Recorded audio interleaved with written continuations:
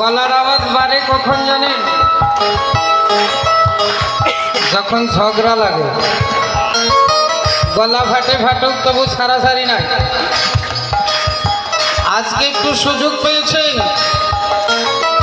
এই বংশী বাবার আশ্রমের সবাই মিলে আমার গোবিন্দকে খুশি করার জন্য। এটাই কলিযুগের শ্রেষ্ঠ সাধন, শ্রেষ্ঠ ভজন।